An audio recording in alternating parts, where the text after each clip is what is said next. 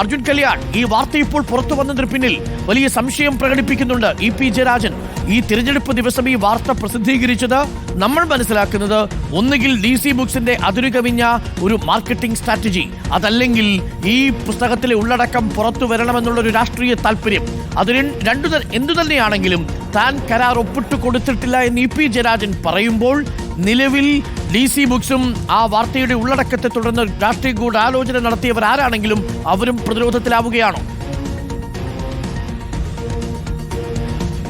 തീർച്ചയായിട്ടും അരുൺ, അതായത് ഇതിൽ ഏറ്റവും പ്രധാനമായി നമ്മൾക്ക് ഒരു സംശയം അല്ലെങ്കിൽ ഒരു ദുരൂഹത തോന്നാനുള്ള ഏറ്റവും പ്രധാനമായിട്ടുള്ള കാരണമെന്ന് പറയുന്നത്, ഒന്ന്, ഈ തെരഞ്ഞെടുപ്പ് ദിവസം തന്നെ ഇത്തരമൊരു വാർത്ത വന്നതിലുള്ള ഒരു കാര്യമാണ്. അതായത് ഇങ്ങനെ ഈ ദിവസം തന്നെ ഇത്തരത്തിലുള്ളൊരു വാർത്ത പുറത്തേക്ക് എത്തിയതിൽ ഒരു ഗൂഢാലോചന സ്വാഭാവികമായും സംശയിക്കാം. അത് തന്നെയാണ് ഇ.പി. ജയരാജന് പറയുന്നത്. അതായത് ഏതെങ്കിലും ഒരു ഘട്ടത്തിൽ താൻ ഇത്തരമൊരു പുസ്തകം പ്രകാശനം ചെയ്യാൻ വേണ്ടി ഉദ്ദേശിക്കുന്നുവെങ്കിൽ അത് കൃത്യമായ രീതിയിൽ മുൻപ് പി. ജയരാജൻ്റെ പുസ്തക പ്രകാശനത്തിന് ഉദാഹരണം ഉൾപ്പെടെ ചൂണ്ടിക്കാണിച്ചുകൊണ്ടാണ് അദ്ദേഹം ചില കാര്യങ്ങൾ പറയുന്നത്. അത്തരത്തിൽ എല്ലാവരെയും പങ്കെടുപ്പിച്ചുകൊണ്ട് ഒരു ചടങ്ങ് ഉൾപ്പെടെ സംഘടിപ്പിച്ചുകൊണ്ട് മാത്രമായിരിക്കും അത്തരം ഒരു പരിപാടി സംഘടിപ്പിക്കുക എന്നുള്ളതാണ് ഇ.പി. ജയരാജൻ പറയുന്നത്. അതിന് പുറമെ ഏറ്റവും പ്രധാനമായ രണ്ടാമത് കാര്യം, ഈ സർക്കാരിന് തൻ്റെ ആത്മകഥയുമായി ബന്ധപ്പെട്ടുകൊണ്ട് എഴുതുന്ന ലേഖനങ്ങളിൽ അല്ലെങ്കിൽ എഴുതുന്ന കാര്യങ്ങളിൽ എങ്ങനെയാണ് ഉപതെരഞ്ഞെടുപ്പ്, അതുപോലെ തന്നെ പി. സരിൻ്റെ സ്ഥാനാർത്ഥിത്വം തുടങ്ങിയിട്ടുള്ള കാര്യങ്ങളെല്ലാം തന്നെ കടന്നു വരിക എന്നുള്ള ഒരു കാര്യം അദ്ദേഹം തന്നെ സൂചിപ്പിക്കുകയാണ്. അരുൺ സൂചിപ്പിച്ചതുപോലെ തന്നെ ഇനി ഇപ്പോൾ ഏറ്റവും പ്രധാനമായി DC ബുക്സാണ് ഇതിനകത്ത് ഒരു വ്യക്തത വരുത്തേണ്ടത്. ഏതെങ്കിലും തരത്തിലുള്ള കരാർ ഇ.പി. ജയരാജനുമായി ഉണ്ടായിരുന്നു.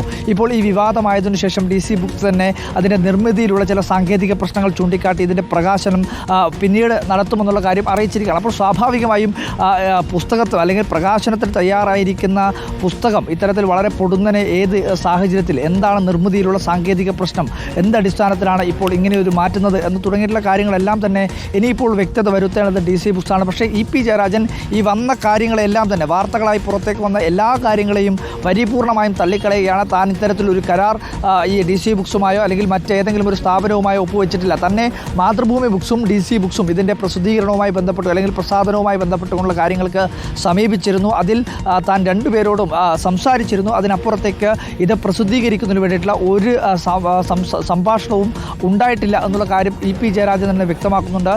പക്ഷേ അങ്ങനെ പറയുമ്പോൾ കൂടി ഇ.പി. ജയരാജൻ മുൻപ് ആത്മകഥ എഴുതുന്നു, എല്ലാ കാര്യങ്ങളും താൻ അതിൽ തുറന്നെഴുതുമെന്നുള്ള കാര്യം മുൻപേ തന്നെ വ്യക്തമാക്കിയിട്ടുള്ളൂ. അതാണ് LDF കൺവീനർ സ്ഥാനത്ത് പുറത്തായതിനു ശേഷം ഇ.പി. ജയരാജൻ വീട്ടിലേക്ക് എത്തുന്ന ഘട്ടത്തിൽ ഇ.പി. ജയരാജൻ തന്നെ വ്യക്തമാക്കിയത് അത് തന്നെയാണ്. അതായത് താൻ ആത്മകഥ എഴുതുന്നുണ്ട്, അതിൽ എല്ലാ കാര്യങ്ങളും, അതായത് തൻ്റെ ജീവിതത്തെ സംബന്ധിക്കുന്ന എല്ലാ കാര്യങ്ങളെപ്പറ്റിയും വളരെ വിശദമായ രീതിയിൽ എഴുതുമെന്നുള്ള കാര്യം ഇ.പി. ജയരാജൻ വ്യക്തമാക്കിയിട്ടുള്ളതാണ്. അപ്പോൾ സ്വാഭാവികമായും ഇ.പി. ജയരാജൻ ഇങ്ങനെ എഴുതിയിട്ടുണ്ട് എങ്കിൽ അതിൻ്റെ ആധികാരിക സംബന്ധിച്ച് ഇനി വ്യക്തത വരുത്തേണ്ടത് DC ബുക്സാണ്. ഏതെങ്കിലും തരത്തിലുള്ള കരാറില്ല എന്നുള്ള കാര്യം ഇ.പി. ആവർത്തിച്ച് പറയുന്നുണ്ട്. അതായത്